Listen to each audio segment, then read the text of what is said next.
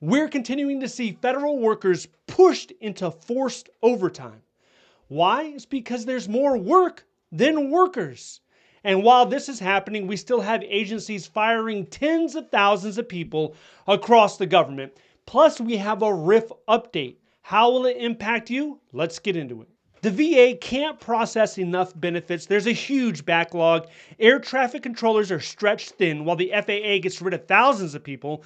And the CDC is playing a bizarre game of layoff, rehire musical chairs. The federal government is under some serious pressure. Looking over at the VA, they have over 200,000 claims backlogging their system. It's clogging it up. These claims are for disability and for pension.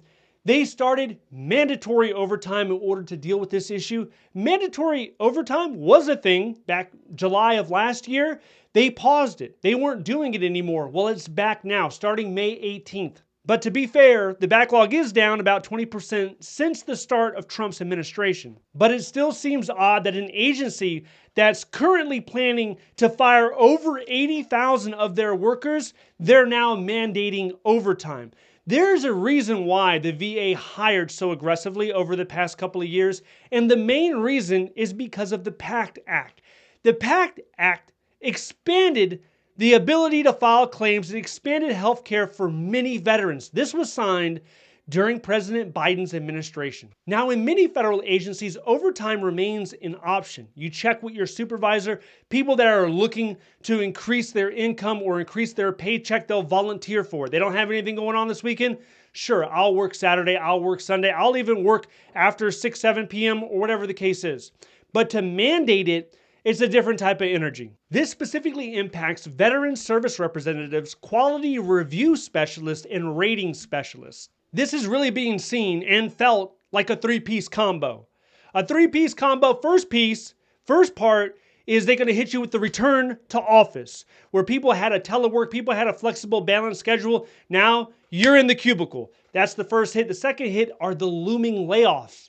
Is your job secure? Maybe it is, maybe it's not. We're not going to let you know. We're going to keep you guessing. And then the third thing is, oh, by the way, come on in on Sunday, put some hours in. You might not have this job this time next year, but go ahead and clock in some additional hours. Okay, now let's take a look at the FAA, the Federal Aviation Administration. They're in a staffing crisis, but this isn't new. They've been in a staffing crisis. They've been in a staffing crisis for the past 4 or 5 plus years. They can't get enough air traffic controllers. They're 3,000 short. They'd like to hire 2,000 more, but while they're hiring those 2,000, they're taking the support staff, not the air traffic controllers. They're not encouraging them to leave, but the support staff, a lot of those individuals, they've encouraged over 2,700 of them to leave. They've accepted the deferred resignation. Now, it's hard to get people to want to be an air traffic controller. First, you have to have the desire. Second, you have to prove that you can pass the exam. It's a lengthy hiring process, more so than a regular government job. So they're struggling with ATCs, air traffic controllers, just like a border patrol agent. It's kind of hard to get those people to come into your agency, and then once you have them, it's hard to retain them. Senator Patty Murray warns that without support staff, controllers can't do their job safely. And with the hiring freeze, the natural attrition, and the potential layoffs this summer, the FAA, like most agencies, they're in trouble. Even Republicans, like Representative Steve Womack, says the FAA needs to be more precise in cuts. Over-reliance on overtime has already led to fatigue and errors. So in every agency, overtime naturally comes with some risk. Now, sometimes, like we mentioned, people want to earn extra money. But it hits different people different type of ways. In the FAA, especially, if you look at air traffic controllers, this is where you're looking at the downsides. This includes mistakes, slower response times, diminished situational awareness, frustration, low morale, and even resignations. Over at the CDC, this is a staffing roller coaster. So they fired 300 people in an office. Then they brought those 300 back. Because they brought those 300 back, they're like, okay, we need to find new faces to fire now, right? Because we had to replace the 300. This is being done to maintain the integrity of the reduction in force. So positions that they were never even intending to get rid of, now they're considering them because they had to find the cut somewhere. If we said we're cutting 10 or 20,000 people, that's the number that we have to stick by. No matter the consequences, no matter the logic. A federal judge also recently announced that some of the cuts HHS made were illegal, to include ending their coal worker health program. So those workers are ordered to be reinstated, and you guessed it, that means more people have to get fired in some other office. Also, there's a temporary restraining order going out to May 23rd to completely pause the RIF, pause the layoffs, the reduction in forces. Department of Labor, they've already sent out a message to the people that they were planning on laying off. They said, wait, we're not going to do it just yet. Not just them, also the National Science Foundation.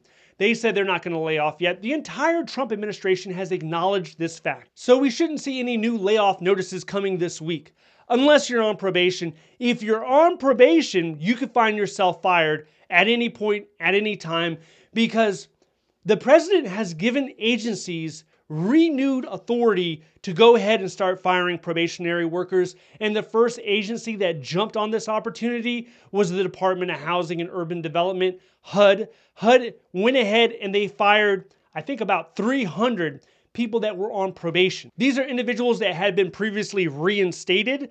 They are now refired. And HHS, they're following suit. They are firing some of their probationary workers, since now that's okay. If you didn't catch it, there was an executive order that added more categories on why a federal worker can be fired. So it's not just performance and conduct anymore. In fact, there's 5 reasons. And it's really, if you want just a general understanding of it, it's for any reason at this point. Because an agency can say, you being in that position, it doesn't make us efficient. How much proof do they have to show? None.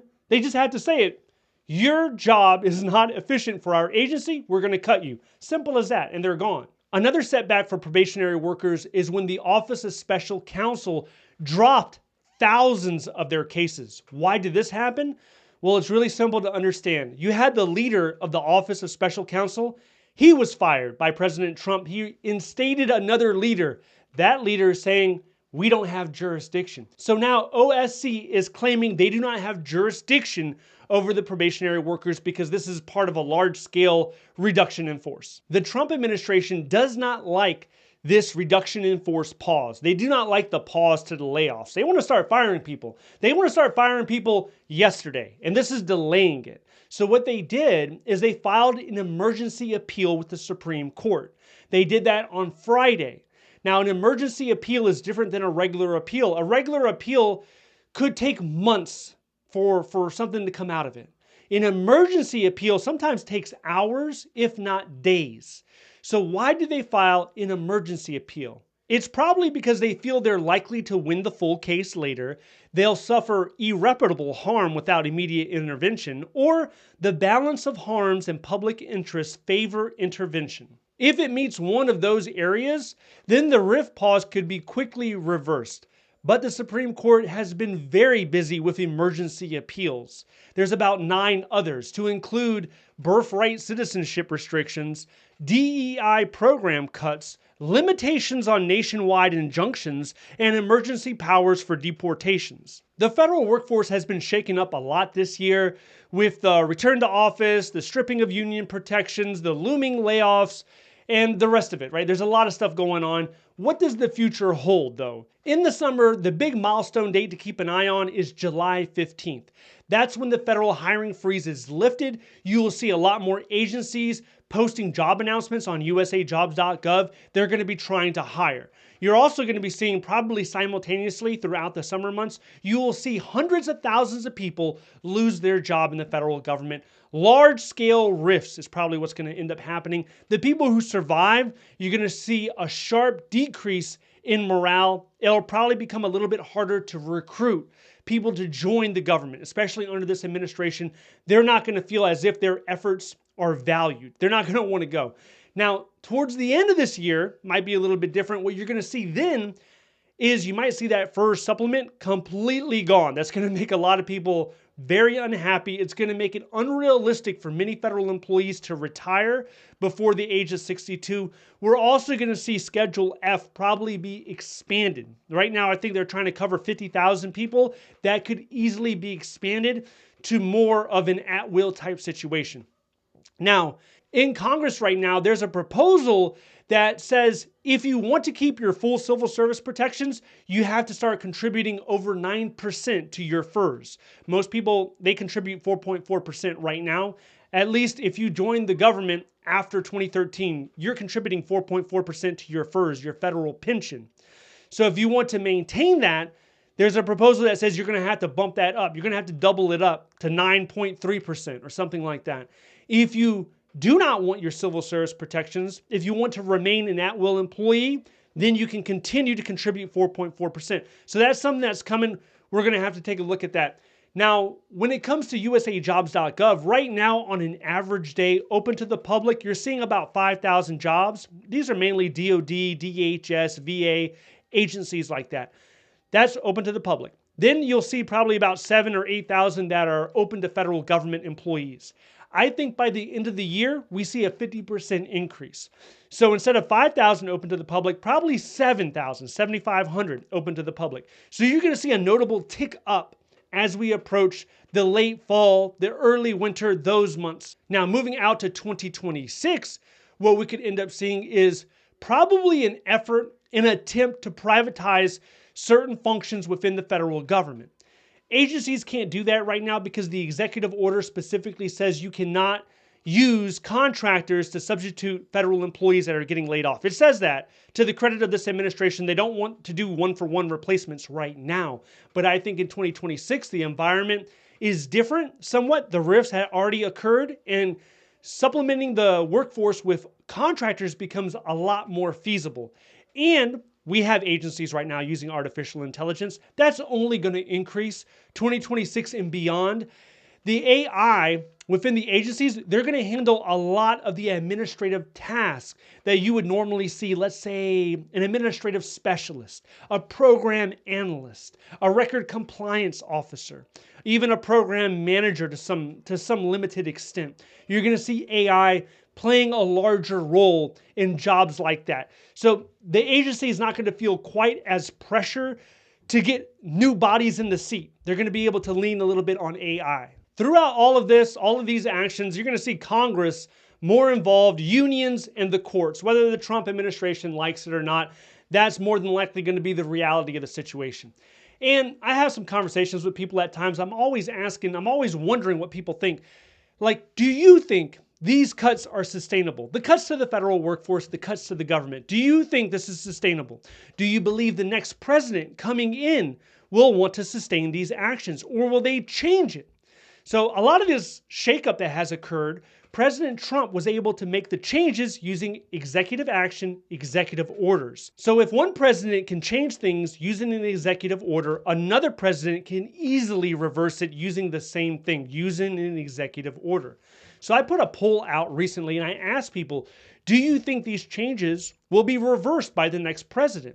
Over 2,000 people answered. 58% believe that the actions will be reversed, and 17% believes it will not be reversed. To be completely fair, most people that watch these videos, that watch the channel, they're federal employees. Now, I do have some folks, probably a couple hundred people, that are anti-federal workforce. They like to linger around. They like to smash the dislike button. They leave their comments. So they're hovering in the background. In addition to this, we have another bill in Congress that's more focused on the Department of Defense, in getting people jobs in the Department of Defense, DOD jobs. That's what they're focused on. It's a bipartisan effort. It's a Democrat and a Republican. They come together to propose this now, during a federal hiring freeze. So it's kind of ironic, but if you want to know more about that, I want you to watch this video next. Stay updated by signing up to the free newsletter down below. Thank you so much for watching. I'll see you in the next one.